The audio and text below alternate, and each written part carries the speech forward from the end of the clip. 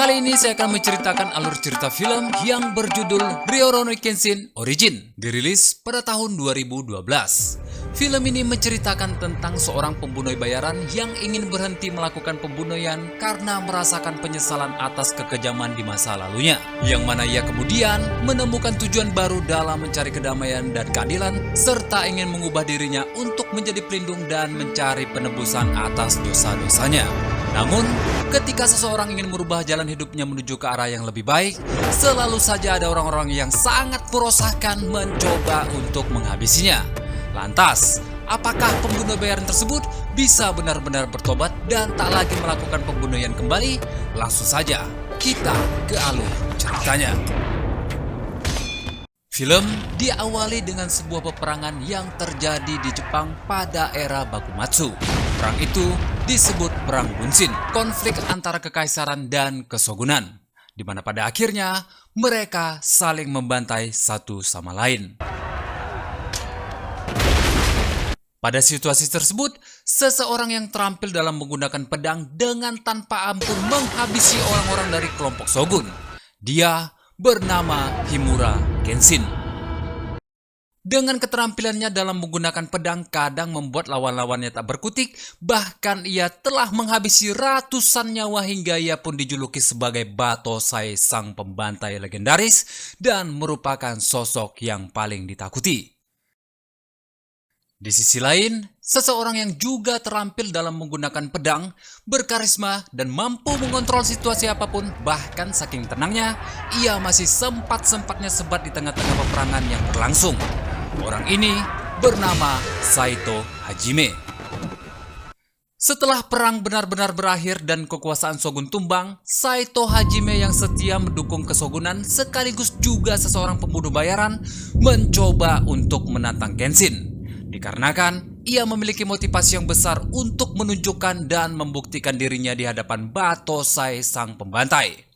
Namun, Kenshin menolaknya dan menganggap perang telah selesai, yang kemudian Kenshin menancapkan pedangnya yang berarti ia telah memutuskan untuk berhenti menjadi seorang pembunuh bayaran dan pergi meninggalkan Hajime yang dipenuhi rasa penasarannya. Tak lama kemudian, dari tumpukan mayat-mayat muncullah seseorang yang berjalan tertatih dan mendekati pedang milik Kenshin yang masih tertancap di tanah. Orang ini bernama Jin-e, sang pelumpuh. Karena dengan mata uniknya, Jin-e dapat membuat lawan-lawannya tak dapat bergerak sementara waktu, dan teknik ini disebut sebagai Jujutsu lumpuhkanlah ingatanku. 10 tahun berlalu, masa reformasi dan era baru atau era Meiji telah terwujud. Di sini, Jenderal Yamagata Harimoto mengumumkan bahwa segala bentuk kekuatan dan kekerasan yang menindas para warganya telah berakhir dan kini telah menjadi sebuah kedamaian yang diberikan kepada warga Jepang. Namun, apakah kedamaian itu benar-benar terjadi? Tentu saja jawabannya tidak. Karena seseorang yang licik, kejam dan ambisius dalam usahanya untuk mengendalikan perdagangan opium atau narkotika mulai diperlihatkan pada era baru ini. Ia bernama Takeda Kanryu. Rekan-rekan bisnisnya biasa menyapa beliau dengan sebutan Jarwo, sang pembisnis mematikan. Meskipun ia tak memiliki keahlian dalam menggunakan pedang, namun ia dapat menggunakan kekuasaan serta kekayaan yang ia miliki untuk membentuk kelompok paling kejam di Jepang. Yang mana kelompok tersebut muncul ketika seorang wanita bernama Takane Megumi yang tak lain adalah pembuat opium datang menghadap Jarwo. Di situ, Jarwo meminta rekan-rekan Megumi untuk keluar dan tiba-tiba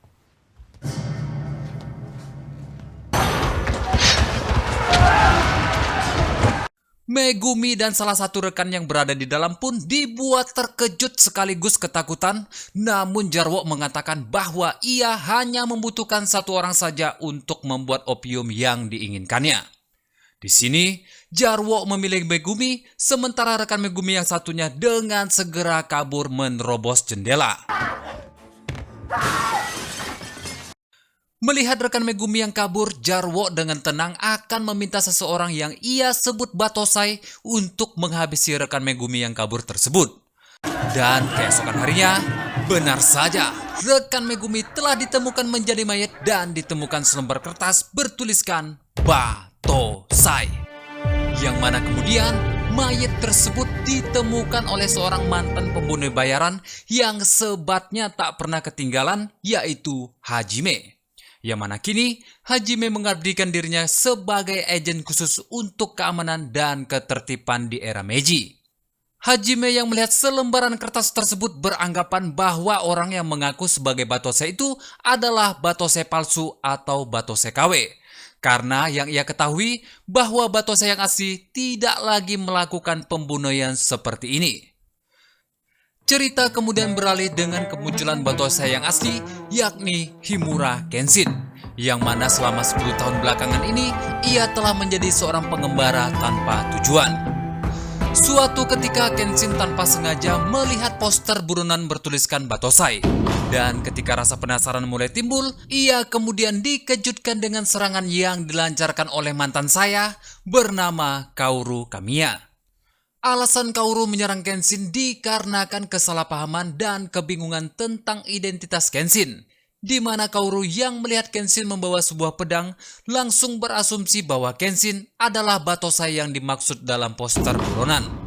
Kenshin pun kemudian menjelaskan bahwa ia adalah seorang pengembara dan pedang yang ia bawa adalah pedang bermata terbalik yang tidak diperuntukkan untuk membunuh, melainkan untuk melindungi orang-orang yang tertindas. Dengan rasa malu, Kaoru pun kemudian meminta maaf dan membawa Kenshin ke dojo milik mendiang ayahnya. Di sana, Kaoru bercerita bahwa ayahnya tewas akibat dibantai oleh pembunuh bayaran, yakni Batosai, yang tanpa ia sadari bahwa Batosai yang asli sedang bersamanya yang tak lain adalah Himura Kenshin itu sendiri. Di sisi lain, terlihat Hajime mendatangi kediaman Jarwo dengan tujuan untuk menyelidiki dan memastikan keterlibatan Jarwo dalam insiden ditemukannya mayat tempo hari. Yang mana Hajime mencurigai bahwa Jarwo mungkin terlibat dalam pembunuhan yang terjadi dan ingin mencari bukti atau informasi yang bisa mengungkap kebenaran di balik insiden tersebut. Namun Jarwo justru meremehkannya dan tidak menanggapi secara serius tuduhan yang diajukan oleh Hajime. Di saat urat saraf antara Jarwo dan Hajime mulai menegang, di situ Jarwo membunyikan sebuah bel yang tak lama setelahnya puluhan orang berlarian untuk menyantap makanan yang disediakan bagi mereka. Jarwo pun mengatakan bahwa orang-orang yang kelaparan ini adalah para samurai yang telah kehilangan peran atau status mereka pada era Meiji saat ini. Yang mana maksud lain dari Jarwo adalah memanfaatkan para samurai tersebut untuk dijadikan pasukan pribadinya yang hanya setia kepadanya dengan tujuan untuk memperkuat kekuasaan dan membangun pasukan yang siap untuk melancarkan aksi kekerasan.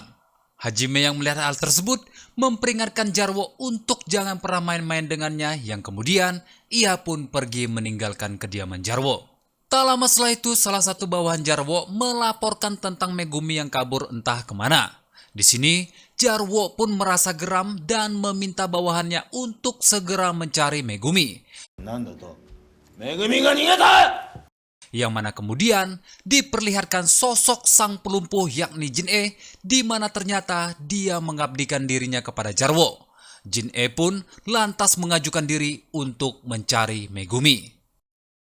Keesokan harinya, Megumi mendatangi kantor polisi untuk mencari tempat perlindungan dan memberikan laporan tentang apa yang ia alami. Dan di saat salah satu petugas bertanya tentang apa yang terjadi kepada Megumi, tiba-tiba terjadi keributan.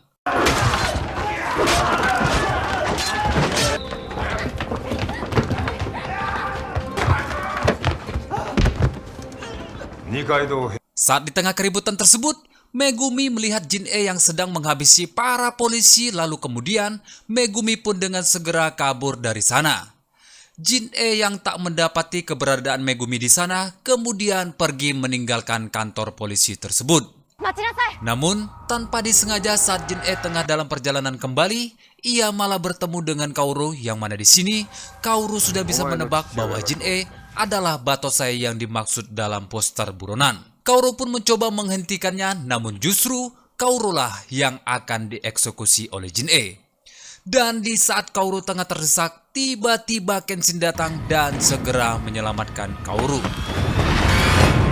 Jin-e yang melihat Kenshin mencoba untuk mengaktifkan kemampuan dari matanya untuk melumpuhkan Kenshin.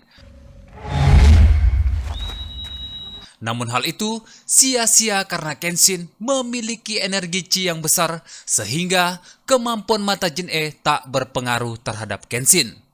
Melihat kelincahan energi Chi yang besar serta bekas luka menyilang di pipi kiri Kenshin, Jin-e pun menyadari bahwa Kenshin adalah Batosai yang sebenarnya. Namun di sini, Kenshin segera membawa Kaoru kabur dan pergi meninggalkan Jin-e. Suatu hari, tepat di saat Kaoru sedang membersihkan dojo milik mendiang ayahnya, para bawahan Jarwo datang dengan maksud untuk membeli paksa dojo tersebut. Dengan sombongnya para bawahan Jarwo teriak-teriak sembari merusak beberapa properti dan masuk ke dalam dojo dengan cara yang tak sopan.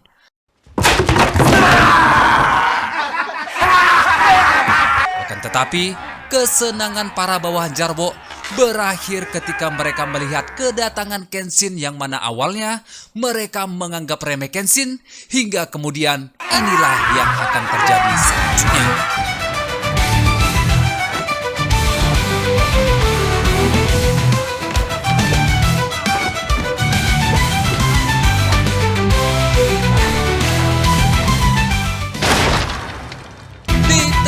Tengah pertarungan yang terjadi, Kenshin menghajar satu persatu para pembuat onda tersebut dan menyebutkan nama teknik berpedangnya, yang mana teknik tersebut adalah salah satu teknik yang dikenal banyak orang sebagai teknik milik Batosai sang pembantai.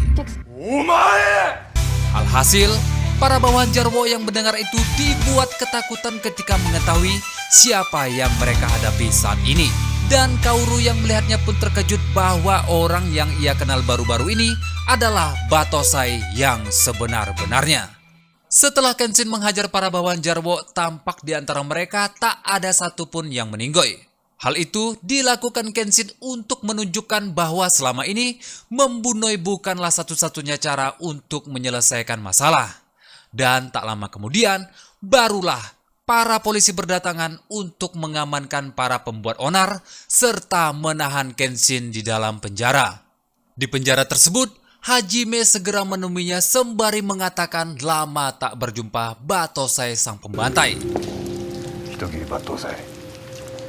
Mendengar kata Batosai, seorang pria yang juga ditahan di sana tampaknya sumringah ketika melihat bahwa Kenshin adalah Batosai. Pria ini bernama Sanosuke si Otak Otot. Kenshin pun dibawa untuk menemui Jenderal Yamagata, yang mana ternyata mereka berdua sudah saling mengenal satu sama lain sejak di era Bakumatsu, yang mana dulunya Jenderal Yamagata berjuang bersama Kenshin dalam menumbangkan kesogunan. Sang jenderal kemudian mengungkapkan maksud dan tujuannya, yang mana ia memohon kepada Kenshin untuk meminjamkan kekuatannya sekali lagi dalam menumpaskan peredaran opium yang saat ini marak terjadi dan dapat merusak masa depan bangsa. Sebagai gantinya, sang jenderal menawarkan Kenshin kedudukan tinggi di kesatuan militer. Namun di sini Kenshin menolaknya dan mengatakan bahwa ia bukanlah Batosai yang dulu yang banyak dikenal orang-orang. Ia kini menjalani hidupnya sebagai warga biasa dan berjanji kepada dirinya sendiri untuk tidak pernah membunuh lagi. Sembari mendengar perkataan Kenshin, Hajime pun melihat pedang milik Kenshin yang mata pedangnya terbalik.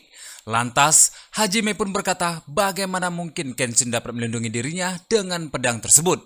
Hajime yang kesal dan meradang pun kemudian murka dan menyerang Kenshin.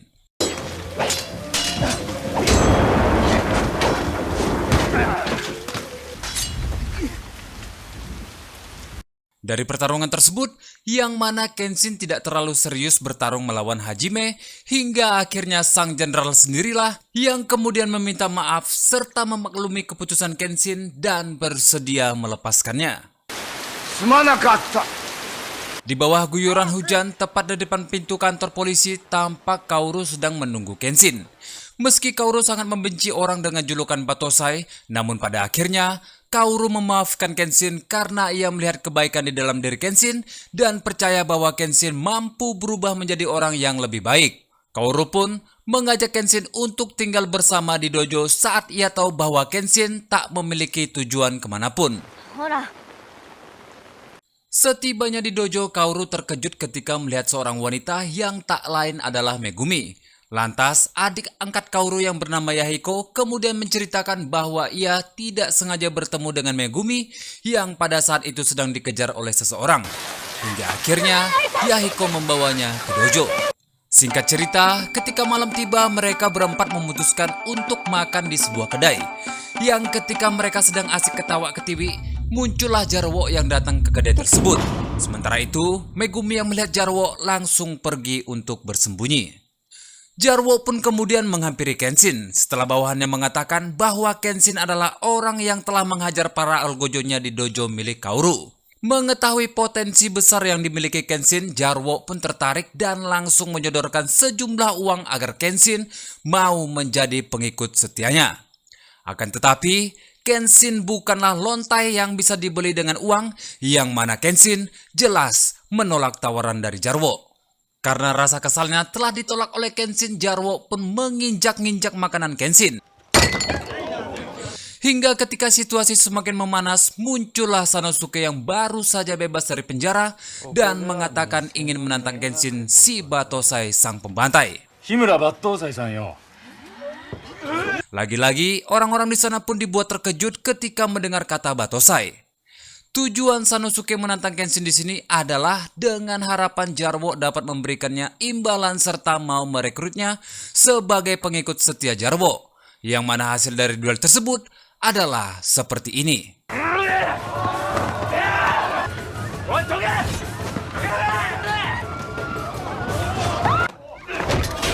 Di tengah-tengah pertarungan mereka, Kenshin kemudian bertanya kepada Sanosuke, "Apa kau mau bertarung demi orang seperti Jarwo?"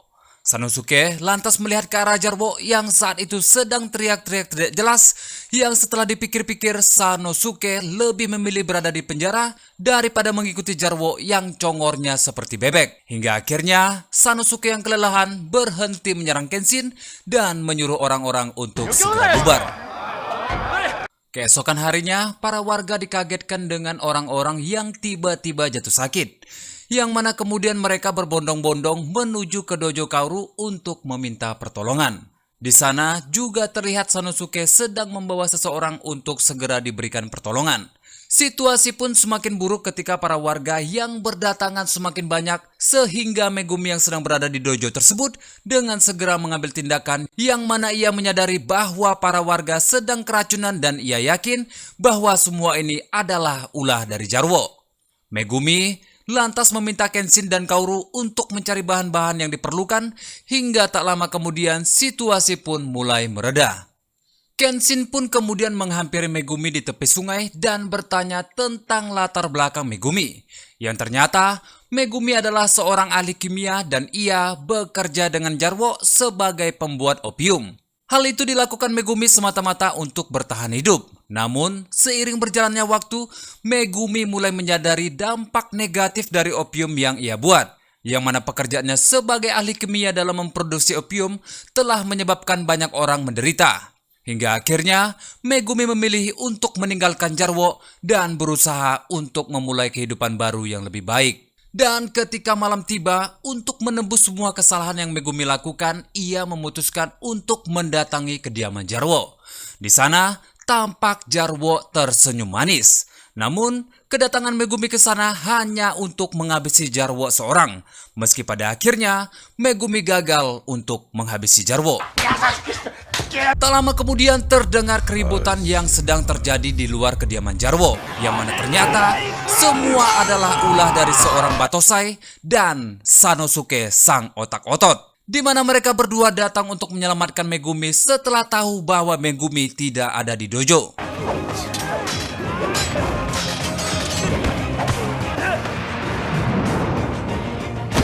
Setelah menghabisi para keroco, Kenshin dan Sanosuke segera mengejar Jarwo untuk menyelamatkan Megumi. Namun, pengejaran mereka terhenti ketika mereka berdua dihadapkan dengan seorang Algojo yang kemampuannya tidak bisa diremehkan.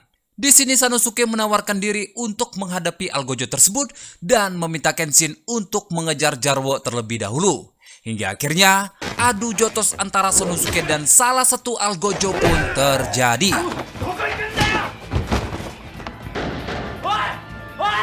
Hingga Sanosuke yang terlihat kelelahan meminta waktu untuk memakan daging dan telur ayam kampung guna memulihkan otot-ototnya. Yang mana hal itu membuat Sanosuke berhasil mengalahkan Algojo tersebut. Sementara itu di sisi lain, Kenshin dihadang oleh seorang Algojo bertopeng yang mana Algojo ini terlihat gesit dan memiliki kemampuan dalam menggunakan senjata. Namun, untuk masalah kecepatan Kenshin tak perlu diragukan lagi, yang mana ia berhasil mengalahkan lawannya meski hanya menggunakan sebuah pedang bermata terbalik.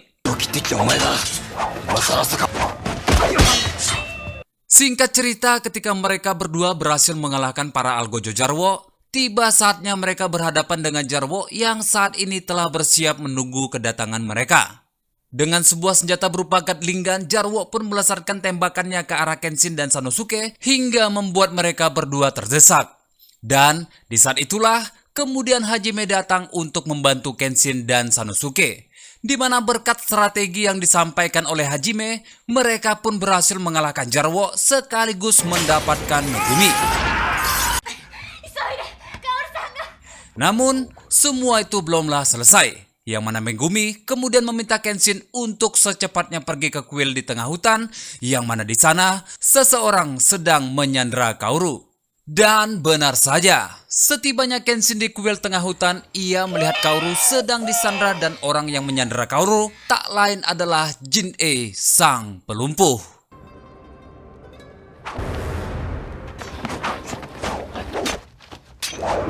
Di tengah-tengah pertarungan tersebut, Jin-e pun melihat pedang bermata terbalik milik Kenshin. Yang mana Jin-e berasumsi bahwa saat ini Kenshin telah berhenti untuk menjadi seorang Batosai. Dan untuk memastikan asumsinya tersebut, Jin-e lantas memicu amarah Kenshin dengan melumpuhkan Kaoru menggunakan kedua matanya. Yang mana jurus ini hanya bisa dipatahkan dengan cara menghabisi si pengguna jurus tersebut. Hal itu dilakukan Jin-e untuk memaksa Kenshin kembali menjadi Batosai dengan maksud agar Kenshin bisa lebih serius untuk bertarung dengannya. Sementara itu, Kenshin yang melihat kondisi Kaoru yang memprihatinkan, lantas ia pun mulai serius dengan memperlihatkan sosok Batosai yang selama ini telah ia kubur dalam-dalam di dalam dirinya.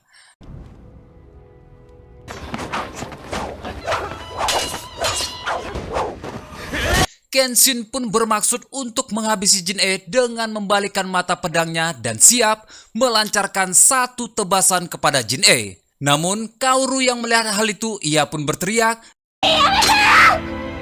dengan harapan agar Kenshin tidak kembali menjadi seorang Batosai. Akan tetapi, tiba-tiba Jin-e menyerang Kenshin.